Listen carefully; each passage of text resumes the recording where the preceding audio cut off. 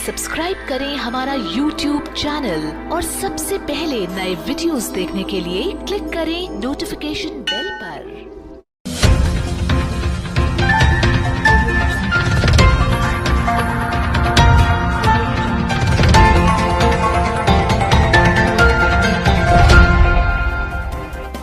जिंदा महात्मा का रूप में, जिंदा मुसलमानों में एक महात्मा होते हैं, संत साधु लोग, उनको फकीर बोलना, फक्कड़ फकीर। वो कैसा वेशभूषा होती है कि ऊपर एक काला टोप लंबे चोटे का ऐसे, और एक ओवरकोट पूरा एक का कपड़ा का बना हुआ जैसे कोट सा होता, चोला बोलना उसने, वो घुटनों से एक घुटनों से भी यानी कुछ नीचे तक होता है और काला रंग होता है, उसको जिंदा महात्मा कहते हैं। ऐसा रूप बना के और गुरु नानक देव जी को जाकर के राम राम कहा, सलाम वालेकुम कहा। गुरु नानक देव जी ने वालेकुम सलाम की का उत्तर दिया और कहा, आओ भगत जी बैठो। बैठ गए। गुरु नानक देव जी ने पूछा, कहां से आए हो? कबीर साहब ने कहा, मैं काशी में एक जुलाहा हूं, धानक हूं, छोटी जाति का, और वहां अपना कपड़ा बुनने का काम करता हूं।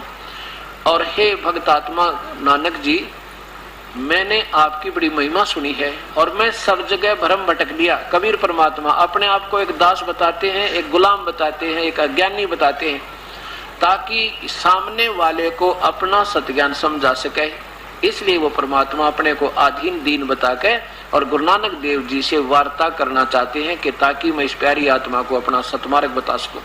कहते हैं कि मैं सब जगह घूम लिया और मुझे आज तक सत्ज्ञान नहीं मिला, ना मुझे मुसलमान धर्म से संतुष्टि हो पा रही है जो वर्तमान के गुरु लोग मुझे बता रहे हैं, और मैं हिंदू संतों के पास बहुत जा चुका हूं, पर मेरी सेटिस्फेक्शन नहीं हुई, मेरी संतुष्टि नहीं है। आप मेरा भ्रम निवारण कर दो, मुझे उपदेश दे दो, मुझे शिष्य बना लो। और वैसे मैंने एक रामानंद नाम के बहुत बड़े महापुरुष हैं काशी में, उनसे भी उपदेश ले रखा है, पर मेरी उनसे संतुष्टि नहीं हो पा रही। वो चाहते हैं कि किसी प्रकार इस प्यारी आत्मा को पहले इसको महिमा दूं, ताकि ये बोलना मेरे तो बात करे और फिर मैं अपना ज्ञान समझा दूं। तो गुरु नानक देव जी को जैसा सुना था, वह कहने लगे, देखो जिंदा, तेरे बड़े भाग हैं, तूने कमाल कर दिया, मुसलमान होकर एक हिंदू से तू वार्ता कर रहा है, धन्य तेरे भाग। ठीक है, बिल्कुल यही होना चाहिए, हमने परमात्मा को पाना है, इसमें जाति और मजहब की आंट नहीं चाहिए।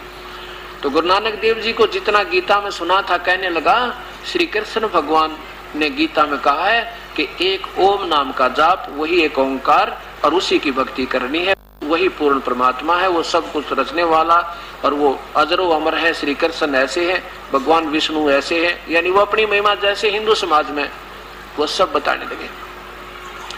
तो कबीर साहब ने कहा कि ठीक है महात्मा जी, मैं कुछ प्रश्न कर सकता हूं, क्योंकि देखो जब तक मेरे शंका का निवारण नहीं होगा तो मैं उपदेश लेने योग्य भी नहीं हो सकता। कहा, पूछो क्या बात है? कि जैसे आप भगवान विष्णु को, यानी कृष्ण विष्णु जी के अवतार थे, गीता बोल रहे हैं, आप कहते हो ये अजरो अमर है, इनका विनाश नहीं होता, ये सर्वशक्तिमान है। कहा जी, मैं क्या कहता हूँ, गीता में लिखा है। कबीर साहब ने कहा कि चौथे अध्याय का 5वां श्लोक, उसको देखना दोबारा एक बार, उसमें क्यों गीता जी रोज पढ़ा करते, गुरु नानक देव जी के कंठस्थ याद थी। उसमें लिखा है, भगवान गीता बोलने वाला कहता, अर्जुन तेरे और मेरे तय बहुत जन्म हो लिए, और वो परमात्मा तो कोई और है भाई, जिसकी भक्ति करने से जीव का छुटकारा होगा, वो परमात्मा अविनाशी कोई और है। यही पवित्र गीता जी अध्याय नंबर 4 का ये श्लोक नंबर 5 है। हे परंतम अर्जुन, मेरे और तेरे बहुत से जन्म हो चुके हैं, उन सबको तू नहीं जानता, मैं जानता हूं। और दूसरे अध्याय के 12वें श्लोक में लिखा है कि ऐसा नहीं है कि ये सारे के सारे राजा लोग पहले ना थे, और ऐसा भी नहीं है कि आगे ना होंगे, या मैं और तू आगे नहीं होंगे।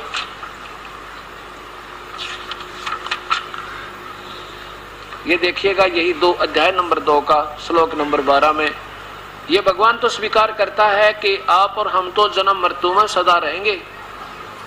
न तो ऐसा है कि मैं किसी काल में नहीं था, या तू नहीं था, या ये राजा लोग नहीं रहेंगे, नहीं थे, और ऐसा भी नहीं है कि इससे आगे हम सब नहीं रहेंगे, यानी तेरी और मेरी तो आगे भी जन्म मृत्यु बनी रहेगी।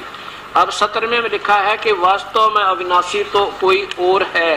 ये देखो अध्याय नंबर 2 का और श्लोक नंबर ये 17 कि नाश रहित तो उसको जान जिससे ये संपूर्ण संपूर्ण जगत दर्श्य वर्ग व्याप्त है, और उस अविनाशी का विनाश करने में कोई समर्थ नहीं। तेरे तू और मैं तो नाशवान है भाई। और फिर 18वें इस 15वें अध्याय के 4थे श्लोक में भगवान कह रहा है कि मैं भी उसकी शरण में हूं। तो ये क्या चक्कर है गुरु नानक देव जी? मुझे नाराज ना होइयो, प्रेम पूर्वक पूछ रहा हूं, मैं तो एक दास बनकर आपका, मुझे ये बता दो। अब जब तक ये देखो अध्याय नंबर 15 का और श्लोक नंबर 4 में, उसके पश्चात उस परम पद परमेश्वर यानी कोई तत्वदर्शी संत मिल जाए तो वो पूर्ण परमात्मा का जानकार होगा। उसके बाद उससे पूछकर और सारी क्रिया करना। उसके पश्चात उस परम पद रूप परमेश्वर को भली भांति खोजना चाहिए, और जिसमें गए हुए फिर लौटकर पुरुष यानी साधक फिर लौटकर संसार में नहीं आते, और जिस परमेश्वर से यानी जिस भगवान ने सारे इस पुरातन संसार वर्ष की प्रवृत्ति विस्तार को प्राप्त हुई है, यानी जिन ब्रह्मांडों को सब ब्रह्मांडों को जिसने रचा है। और ये भगवान तो गुरु नानक देव जी देखो स्वयं कह रहे हैं कि उसी आदि पुरुष नारायण के मैं शरण हूँ। गीता बोलने वाला भगवान तो कह रहा है मैं भी उसी परमेश्वर की शरण में हूँ, उसके अधीन हूँ। इस प्रकार दृढ़ निश्चय करके उस परमेश्वर का मनन और निधिध्यासन करना चाहिए। और फिर देखियो 18वें अध्याय का 62वां श्लोक, इसमें क्या कहा है कि हे भारत, सब प्रकार से तो उस परमेश्वर की शरण में जा, और उसकी कृपा से ही तो परम शांति और शाश्वत स्थान को प्राप्त होगा। 18वां अध्याय 62वां श्लोक, हे भारत, सब प्रकार से उस परमेश्वर की शरण में जा, उस परमात्मा की ही कृपा से तू परम शांति और सनातन परम धाम को प्राप्त होगा। यानी सतलोक शाश्वतम स्थानम, यानी सतलोक कहो, सनातन परम धाम कहो, चाहे सतलोक कहो चाहे रत धाम कहो, सनातन परम धाम को सतलोक है ये। अब गुरु नानक देव जी ने अब ये जो वार्ता हो रही थी इन दोनों महापुरुषों की, परमात्मा और इस प्यारी आत्मा की, गुरु नानक देव की और परमात्मा कबीर साहब की, उस समय उस स्नान करने वाले बहुत से गांव के नगर निवासी चारों तरफ बैठ गया वार्ता सुनने लगे। उसमें सभी हिंदू लोग गीता का बहुत पाठ करते थे, आम व्यक्ति सुनता था, पढ़ता था और बड़ी चर्चा होती थी, तो सबको पता था कि गीता में कहाँ क्या लिखा है। लेकिन गुरु नानक देव जी ने अपने पुराने ज्ञान के आधार पर सामने सत्य होते हुए स्वीकार नहीं किया और कहने लगा, जिंदा तू तो बात बहुत बनाता है, तू तो मेरा गुरु बनने आया है, तू मुझसे पूछने नहीं आ रहा। नाराज हो गए। कबीर साहब बोले, महाराज जी नाराज ना हो, मैं तो आपसे एक करबद्ध होकर प्रार्थना की है, अगर संशय निवारण कर सकते हो तो कर दो, और नहीं तो कोई बात नहीं। मेरी कोई शब्द से आपको दुख हुआ तो मैं उसका क्षमा याचना करता हूँ, और उठ कर चल पड़े। अब गुरु नानक देव जी से पूछने लगे, कौन था ये? वो दूसरे व्यक्ति कहने लगे, ये तो ऐसे उठपटांग बातें कर रहा था, छोटी जाति का कमीन है ये, जुलाहा वहां का, काशी बनारस का रहने वाला। चले गए, कोई बात नहीं। लेकिन वह सच्चाई सामने आंखें आगे देख ली, पर उस प्यारी आत्मा ने नींद आनी बंद होगी। गुरु नानक देव ने, अरे सचमुच।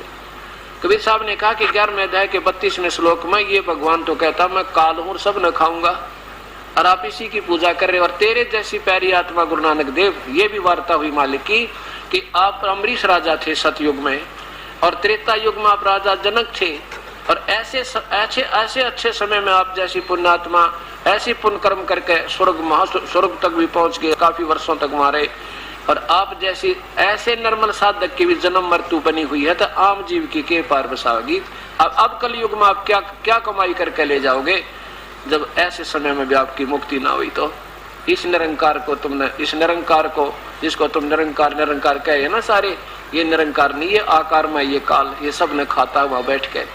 ये बात उनके हृदय में समा गई, भाई सचमुच बात तो सत्य है। और मन में प्रार्थना करता है, परमात्मा हे भगवान अब क्या वो संत आ जाता, मैं उससे खूब बात करूं। क्योंकि देखो जिसने परमात्मा की चाह, एक बार तो दुख होता है अपनी साधना, हमारी साधना ने कोई उठ पटांग कह दे, दुख तो होता है, लेकिन उस दुख का ये नहीं मतलब होता कि माननीय नहीं, उसमें फिर गहराई तो जाना चाहिए भी इसने क्यों मना किया, ये साधना ठीक हो ना। अब जैसे मैं आपके नोट को, 1000 के नोट को नकली बताता हूँ, बता दिया मैंने, तो आपने चिंता तो होनी चाहिए इस बात की भाई क्यों बताया, जिसको 20 जगह दिखावा वास्तव देखिए भाई मेरा नकली तो नहीं है, और ठीक है तो फिर बहुत अच्छी बात, फिर दुख किस चीज बात की, फिर दुख मानना ही नहीं चाहिए। और दुख है महसूस है तो फिर देखो उस सब कंपेयर करो उसको, और फिर बेड़ा पार हो जाएगा, अपना नकली था तो असली ले लो, उसका समाधान करवाओ। तो जी ऐसे काफी दिन के बाद गुरु नानक देव जी रोज आत्मा तो पुकार करे, एक बार वो संत फिर आ जाते, मैं उससे खूब बात करूं और बहुत गहराई तो बातें पूछूं, ये तो सारी ये साची कह था। अब क्या हुआ, एक दिन फिर ऐसे बेई नदी पर वो प्यारी आत्मा गुरु नानक देव जी वहां पर बैठे और नौकर उनका कपड़े लिए बैठा, नहाने की खातिर वो तैयार हो रहे, कपड़े निकाल के और नहाने वाला कपड़ा ही बांधे बैठे और शांत मनते एकांत में। इतने में वही परमेश्वर कबीर साहब काशी वाले धानक जुलाहा उसी जिंदा वाले रूप में वहां दिखाई दिए थोड़ी सी दूरी पे, और गुरु नानक देव जी गदगद हो गए को वो आते गए आज फिर ये। अब उस दिन वो परमेश्वर आए तो केवल कबीर गुरु नानक देव जी को दृष्टिगोचर है, बाकी स्नान करने वालों को दिखाई नहीं दे रहे वो परमात्मा ने, क्योंकि अंतर्यामी जो चाहे जैसा रूप बना ले। अब गुरु नानक देव जी ने कहा कि आओ मात जिंदा महात्मा, आप नाराज तो नहीं होगे मेरे तय, उस दिन मैंने आपसे कुछ उठ पटांग किया। अगर नहीं जी मैं तो जिज्ञासु हूँ, और आप मुझे जूते लगाओगे तो भी मुझे ताप के बिना कोई ठिकाना नहीं दिखाई देता, मैं तो संतों की तलाश करता फिरता हूँ। गुरु नानक देव जी जान के भैया तो बहुत ही विनम्र आत्मा है, पर आम व्यक्ति नहीं है ये। फिर प्रश्न उत्तर शुरू हुए। तब गुरु नानक देव जी ने अंत में कहा कि वो परमात्मा कोई और है। गुरु नानक जी वो तो कोई और परमात्मा है, और उसका संदेश वाहक मैं लेकर आया हूँ संदेश, और मेरे पास उसका सतभक्ति और सतनाम सच्चा नाम मेरे पास है। गुरु नानक देव जी बोले देख जिंदा, ठीक है भगवान हो गए, अब मैं ज्यादा नहीं कहना चाहता कि आप कुछ नहीं हो, लेकिन आपके ज्ञान के सामने मुझे नतमस्तक होना पड़ रहा है, लेकिन आंखा वेखूं तो मानू, ऐसे सुनी सुनाई बात पर मैं विश्वास तेरी पर करूं को ना। कबीर साहब बोले भाई ठीक है, तुझे आंखें दिखाता हूं आपको। गुरु नानक देव जी ने डुबकी लगाई स्नान करने के लिए। यहाँ पर 2 प्रसंग आते हैं कि गुरु नानक देव जी ने कहा कि मैं इस दरिया में डुबकी लगाऊंगा, मुझे इसमें ढूंढ देना और फिर बाद में बात करेंगे। अब गुरु नानक देव जी ने जो ही डुबकी लगाई और देखने वालों ने देखा कि स्नान करने के लिए छलांग लगा दी और बाहर आए नहीं। परमात्मा ने क्या किया, उसको पकड़ के अंदर ही अंतर्ध्यान कर दिया और अप स्ट्रीम में ले गए, जिधर से पानी आ रहा था बह करके, जिस तरफ से पानी बह कर आ रहा था उधर ले गए 3 किलोमीटर की दूरी पे, और वहां ले जा करके गुरु नानक देव बना के बाहर बैठा दिए किनारे पर, जंगल में ले गए आधा किलोमीटर दूरी पर कि यहाँ आ जाओ अब वार्ता करेंगे। तब गुरु नानक देव जी बोले अब जो कहोगे मैं सारी मानूंगा आपकी। और उधर से लोगों ने देखा कि गुरु नानक देव जी डूब गए, वो तो छलांग लगाई थी बाहर नहीं आए। ओए भगदड़ माच गई, राजा को पता लगा, उसने गोताखोर भेजे, दुनिया ढूंढने लगी, जाल डालने लगे। वो ढूंढे डाउन स्ट्रीम में, वो बैठे अप स्ट्रीम में। वह ढूंढ रहे इधर जिधर पानी बहकर जा रहा था, वो बैठे उधर जिधर पानी आ रहा था, उससे भी 3 किलोमीटर दूर जंगल में बैठ गए दोनों, वो परमात्मा और वो प्यारी आत्मा। तब कबीर परमेश्वर ने कहा कि अब मैं तुझे काल का सारा जाल समझाऊं, पूरी सृष्टि रचना सुनाई, और फिर कहा कि अब मैं तुझे वो सारे ब्रह्मांड दिखाता हूं। उस आत्मा को निकाला शरीर से, अंदर भी जौका क्यों शरीर है, एक सूक्ष्म शरीर इस मनुष्य जैसा ही, उसको ऊपर ले गए, सारे ब्रह्मांड दिखाए, सब ये ब्रह्मा विष्णु महेश का लोक दिखाए, इनके द्वारा जो हो रहा ये क्रिया दिखाई, फिर काल दिखाया 21वें ब्रह्मांड में तपस्या के जहाँ जल रहे हैं जीव वो दिखाया, फिर सचखंड ले गए सतलोक में। अब उधर से परमात्मा जिंदा वाले रूप में जा रहे हैं, और सामने क्या देखा, वो सतलोक में जाकर वो तकत के ऊपर उस तेजों में शरीर उस परमेश्वर का, जिसके करोड़ सूर्य करोड़ चंद्रमा मिला दे ऐसी रोशनी हो, वह भी फीकी पड़े। इस रूप में दूसरे रूप में परमेश्वर उस अपने उस सुंदर स्टेज पर विराजमान, तकत पर विराजमान है, और इतना तेजों में शरीर है उस परमेश्वर का, जिसमें करोड़ सूर्य करोड़ चंद्रमा मिला दे तो भी रोशनी एक रोमकूप की फीकी पड़े। अब जाकर देखा कि गुरु नानक देव जी ने सोचा ये है रब जड़ा तख्त पे बैठा, जिसका गीता में संकेत है कि उसकी शरण में जा, ये है वो रब। इतने में कबीर परमेश्वर जाकर के जो जिंदा वाले रूप में थे अपने ही दूसरे रूप में एक चंवर करने लगे। चंवर होता सफेद सफेद मुलायम मुलायम बालों का एक गुच्छा सा होता है, डंडी बंदी होती है, वहां तेज पुंज के हैं ऐसे सारे। तो ऐसे चंवर करें आदर से। तो गुरु नानक देव जी ने सोचा कि रब तो ये है जेड़ा तख्त पे विराजमान है, और ये कबीर तो यहाँ का कोई अनुचर होगा, सेवक होगा। इतना सोचा ही था कि वो तेजो में शरीर परमेश्वर का खड़ा हुआ, जिंदा वाला शरीर उस तख्त पे विराजमान हो गया, और वो दूसरा शरीर जो तेजो में शरीर जो वास्तविक शरीर दिखाई देता वो चंवर करे उस जिंदा वाले शरीर पे। अब गुरु नानक देव जी ने सोचा भाई ये के चक्कर, रब नौकर पर रब चंवर करे। इतने में वो तेजो में शरीर उस जिंदा वाले शरीर में समा गए, और अकेले कबीर परमेश्वर जिंदा वाले महात्मा के रूप में और तख्त पर बैठे हैं, चंवर अपने आप घूम रहा है ऊपर। और तब कबीर साहब ने कहा था कि हे प्यारी आत्मा, तुम मेरे बच्चे हो, सब चाहे कोई हिंदू बना, चाहे मुसलमान, चाहे सिख या ईसाई, तुम मेरी आत्मा हो। तुम यहाँ से गए थे, यहाँ देखो ये कितनी आत्मा है, इनसे मिलो जाके। इनका कभी जन्म मृत्यु नहीं होता, यहाँ पर कोई किसी का बेटा मरे नहीं, बेटी मरे नहीं, अजरो अमर शरीर इनका है। और देख मेरा शरीर ये तेजों में रुई जैसा है, मेरे शरीर में हाड़ और मांस नहीं है। और तुझे अगर आपने वापस आना है यहाँ पर, तो एक सतनाम दूंगा मैं, काशी में धानक का काम करता हूँ जुलाई का, वहां आ जाना। अब ये गुरु नानक देव जी का समझ में नहीं आया, भगवान और काशी में जुला बन के क्या करने जाओ था।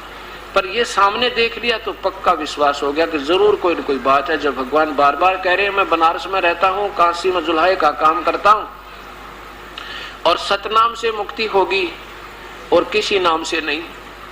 और सतनाम मैं दे सकता हूं, और कोई पृथ्वी पर सतनाम देने वाला प्राणी नहीं है। देगा तो कोई झूठा देगा, उसका चला नहीं। और आपने काशी आ जाना, वहां मैं आपको नाम दूंगा, मंत्र दूंगा। ऐसा कह इस प्रोसीजर में 3 दिन और 3 रात बीत गई। 3 दिन लग गए। अगले दिन परमात्मा ने तीसरे दिन सुबह सुबह उस आत्मा को वापस भेज दिया उसी शरीर में, गुरु नानक देव की में। और जब वो होश में आए, देखा उत्तरे की ये तो भगवान के पास गया था, मैं सतपुरुष के पास गया था, अकाल पुरुष के पास गया था। सुबह सुबह उसी समय जिस नहाने का समय था, उस नदी की पटरी वहां पहुंचा जिस घाट पर अन्य प्राणी नगर निवासी उस दिन भी स्नान कर रहे थे, तीसरे दिन। और गांव में ये हाहाकार मच गई थी कि नानक देव जी डूब चुके हैं। उनका तो वहां पर सारे रिश्तेदार इकट्ठे हो रहे, और वहां पर उनके जो ना रुदन मचा हुआ घर में। तीसरे दिन वो देखे सबने कि गुरु नानक देव तो ये आगे सब इकट्ठे हो गए, गांव में भगदड़ मच गई, सारा नगर इकट्ठा हो गया, वो तो जीवित है। फिर से पूछने लगे तुम कहाँ गए थे? कि मैं अपने भगवान रब के पास गया था, और वो रब मुझे खुद लेकर के अपने ऊपर सतलोक सचखंड में गया था, उसने मुझे आज छोड़ दिया वापस। अब उसकी तलाश करूंगा, वो यहीं किसी इस पृथ्वी पर भी आया हुआ है, उसने मुझे संकेत किया है, मैं उसकी तलाश करूंगा और उसे उपदेश लेकर के अपना कल्याण करूंगा। आकर के अगले दिन मोदी खाने की नौकरी पर पहुंच गया, कि 2-3 दिन हो गए थे, सब ने अपने रोजी रोटी का सामान लेना था, तो सब भंडारा खोल दिया मालिक का, उसने गुरु नानक देव जी ने। और 1 2 3 13 गिन के उसका आगे भूल गया 13, क्योंकि सब आसार नजर आवे, काल के जाल में फंसे पड़े हम, या 1-2 दिन का गुजरान है, ना जाने कब क्या शरीर पूरा हो जा, सब सारा जोड़ा जाड़ा यहीं रह जा। ऐसे उनका हृदय हट गया यहाँ तक। और 13 करके चाहे कोई 100 लेगा, चाहे 500 लेगा, चाहे 1000 लेगा, सबको बांट दिए और खजाना खाली कर दिया। अब ये करके जाके शमशान घाट पर पहुंच गए, वैसा ही रूप बनाकर जिंदा जैसा जिस रूप में परमात्मा मिले थे। सुल्तानपुर के नवाब को पता चला कि आपके मोदी खाने के नौकर ने आपका खजाना खत्म कर दिया, खराब कर दिया, सब बांट डाला जनता में। अब सुल्तानपुर के नरेश ने, नवाब ने उनके बहनोई को बुलाया, जयराम को, कि आजा तेरे सामने खजाने का अकाउंट करूंगा, अगर उसमें कोई कमी पाई तो मैं तेरे से ले लूंगा, क्योंकि तेरी मार्फत मैंने तेरे उस रिश्तेदार को यहाँ पर नौकरी दी थी। जयराम जी के सामने जब अकाउंट किया गया तो 760 रुपये गुरु नानक देव जी के और ज्यादा पाए। बोलो सतगुरुदेव की जय। अब सुल्तानपुर के नवाब ने सोचा भैया तो तेरे तो गलती होगी, ऐसे महापुरुष भक्तात्मा पति ने डाउट किया, शक नहीं करना चाहिए था। कहा भी उसको बुला के लाओ, मैं क्षमा याचना करना चाहता हूँ। गुरु नानक देव जी को बुला गया तो नवाब ने कहा कि ऐसा करो भक्तात्मा, ये नौकरी करो आप, और मेरे से जो गलती हुई मुझे क्षमा करो। आप ये 760 रुपए आपके सरकार की तरफ ज्यादा है, ये ले लो और ये नौकरी जारी रखो। गुरु नानक देव जी बोले, कच्ची सरकार की नौकरी मेरे तो को ना, अब तो सच्ची सरकार की नौकरी करूंगा। अब मैं उस परमात्मा का तलाश करूंगा और उसका जो दिया हुआ आदेश उसको पूर्ण करूंगा। आपके रब ने किस्त में आपको आदेश दिया कि वो बेई नदी से मुझे सचखंड लेकर गए थे और मुझे 3 दिन में वापस छोड़ दिया। अब उसकी तलाश करूंगा इस पृथ्वी पर, वो स्वयं आएगी। कहने का भाव यह है कि वो काशी में पहुंचे गुरु नानक देव जी, और वहां पर रामानंद जी, जो कबीर साहब ने कहा था मेरे गुरुदेव थे रामानंद जी, वो बोलबाला था, उनका 1 नंबर के संत ऋषि थे, वहां पर सब जानते थे और कबीर साहब को नहीं जानती थी दुनिया। इसलिए परमेश्वर ने संकेत भी दे दिया था कि रामानंद जी से मिलना, और रामानंद जी मुझे बताऊंगे मैं कहाँ रहता हूँ।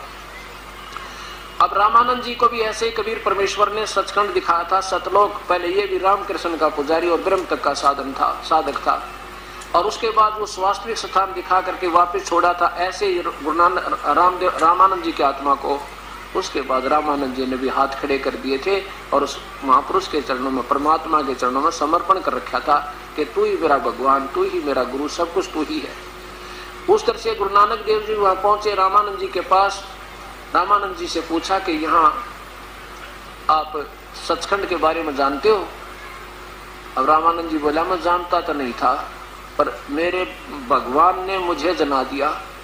वो कबीर नाम से आए हुए हैं और जुल्हाए का काम करते हैं, वो स्वयं परमेश्वर है। अब गुरु नानक देव जी ने कहा, एक बार मेरे को उनसे मिलवा दो।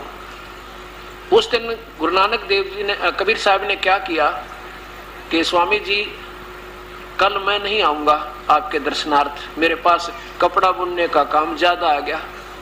किसको? रामानंद जी से कहकर चले गए, स्वामी जी परसों दर्शन करूंगा आपके। जिस दिन उस प्यारी आत्मा ने गुरु नानक देव जी ने पहुंचना था, उस दिन अपने घर पर जानबूझ के इनको वास्तविकता दिखा दो, मैं कौन हूँ, कहाँ बैठा हूँ। तो रामानंद जी ने कहा कि नानक जी वो आज यहाँ नहीं आएंगे, वो भगवान आज घर पे हैं, वो लीला कर रहे हैं। उनकी लीला मेरे तो समझ में आती नहीं, वो क्या है, कौन है, क्या कर रहे हैं, पर वो परमेश्वर है, पूर्ण ब्रह्म है।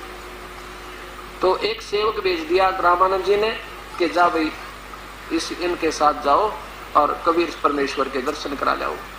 जब गुरु नानक देव जी पहुंचे उस भगवान की झोंपड़ी पर, जहां बैठ कर खड्डी में वो जुलाए का काम करे थे, और देखा सामने वो चांद सा मुखड़ा गुरु नानक देव जी ने जो सतलोक में देखा था, सतपुरुष को आंखों में पानी भर के, जैसे भूखे न प्रसाद भोजन मिल जा, प्यासे न जल और निर्धन न धन मिल जाए, और जैसे अपने मणि मिल जाए, इस प्रकार आंखों में पानी भर के कि फाई सूरत मलुक ए ठगवाड़ा ठगी देश खरा सियाणा बहुते बार, ये दानक रूप रहा करता है। गुरु नानक देव जी कहते हैं आंखों में पानी भर के एक समान दुई सवानी नाल बल्कि बोकाई सदा ब्याल और कोड़ छुरा मोटा मुर्दार, ये धानक रूप रहा करतार। तेरा संसार में एहो आस एहो आधार, नानक नी विचार, ये धानक रूप रहा करतार। रुक के लगाओ, आवाज लगाओ, देखो ये रहा भगवान, देखो ये रहा भगवान, ये रहा वो प्रभु जिसकी तलाश दुनिया को है। अब देखिएगा श्री गुरु ग्रंथ साहिब जी। अब इसके अंदर आपको प्रश्न नंबर 24 पर श्री राग महला पहला, यही सब दिखाएंगे, पंजाबी के अंदर लिखा हुआ। अब ये देखिएगा श्री गुरु ग्रंथ साहिब जी प्रश्न नंबर 24 पे, ये है श्री राग महला पहला घर 4, ये 28 नंबर समाप्त हो जाता, शब्द 29 में प्रारंभ होता है। यह देखिएगा, एक सवान दुई सवानी नाल बल्के भुकही सदा बियाल, कोड़ छुरा मूठ मुर्दार, ये धानक, ये देखो धानक रूप रहा करतार। मैं पथ की पेंद न करने की कार, वो बिगड़ रूप रहा बिकराल। तेरा एक नाम तारे संसारे, होय होय होय। तेरा एक नाम तारे संसार, मैं एहा आस एहो आधार। रोहाऊ मुख निंदा आखा दिन रात, पर घर जो ही नीच मनात। काम क्रोध तन वसे चंडाल, ये धानक रूप रहा करतार। फाही सूरत ओह सूरत, फाही सूरत। देखो मुल्क की वेश ओ ठगवाड़ा ठगी देश। खरा सियाना बहुता भार, धानक रूप रहा करतार। ये धानक रूप रहा करतार। मैं कीता ने जाता हराम खोर, ओ किया दुष्ट मुह देसा दुष्ट चोर। नानक नीच कह विचार, ये धानक रूप रहा करतार। धानक रूप रहा करतार। बताओ फिर देख लीजिए। मैं कीता न जाता हराम खोर, वो किया मुंह देसा दुष्ट चोर। नानक नीच कह विचार, ये विचार देखो विचार बोला है। विचार को पंजाबी में बै बोलते हैं और यही फिर कबीर बै को कबीर लिखा जाता है, बै बोला जाता है। नानक नीच कह विचार, ये धानक रूप रहा करतार। धानक रूप रहा करतार। अब आपको एक प्रमाण और दिखाते हैं जहां सीधा कबीर नाम लिखा है, प्रश्न नंबर 721 पे। अब आप देखिएगा, वही श्री गुरु ग्रंथ साहिब जी पंजाबी लिपि, प्रश्न नंबर 721। ये प्रश्न नंबर 721 है और नीचे देखिएगा इसके अंदर जहां से शब्द प्रारंभ होता है, एक अर्ज। ये देखिएगा, एक अर्ज गुप्तम पेश तोदर गोस कून करतार। हक्का कबीर करीम तू। ये सब देखिएगा ध्यान से। हक्का कबीर करीम तू। हक्का कबीर माने सत कबीर। हक्का कबीर करीम तू, ओह दयालु तू, बेऐब परवरदिगार। आगे चलिए। दुनिया मुकामे फानी, तहकीक दिलदानी। ममसर मुई अजराइल गिरफत, दिल ऐच नदानी। आगे देखिए। रहाऊ जन पिसर पिदर, बिरादरा कस नेस, दस्तम गीर। आखिर व्यफ्तम कस नदारद चूम। वसद तरकीब तकबीर सब रोज गस्तम दर हवा कर देम बदी ख्याल। गाहे न नेकी कार करदम। आगे देखिए।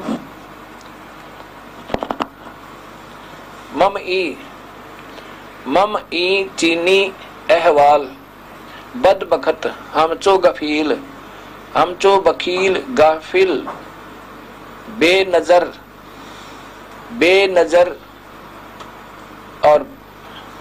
बेनजर बेबाक।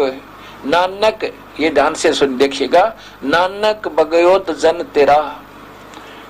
तुरा तेरे चाकरा पाखाक। तेरे पांव की धूल पाखाक। चाकरा माने आपका सेवक, आपका नौकर। कबीर साहब को गुरु नानक देव जी कह रहे हैं तेरा चाकरा पाखाक। फिर देखिएगा। नानक बगयोत जन तेरे चाकरा पाखाक। तेरे चरणों की धूल नानक। फिर देखिए ऊपर से प्रश्न नंबर 721। ये प्रश्न नंबर 721 और फिर नीचे देखिएगा। ये हक्का कबीर सत कबीर। हक्का कबीर सत कबीर, ये बिल्कुल सामने शब्द आ रहा। हक्का कबीर बिल्कुल सब लिखा हुआ है। ए सत कबीर, आपके चरणों की धूल आपका दास नानक। और मेरे से जो आप ही आपके चरणों में एक अर्ज है मेरी। अब आपके सामने पवित्र आत्माओं, ये स्पष्ट प्रमाण हो गया कि परमात्मा आकार में है, मनुष्य सदृश्य है और वो सतपुरुष सतलोक में रहता है। वो और आंखों देखी गवाही दे दी पुण्यात्मा गुरु नानक देव जी ने और चारों पवित्र धर्मों के पवित्र शास्त्रों ने प्रमाण दिया।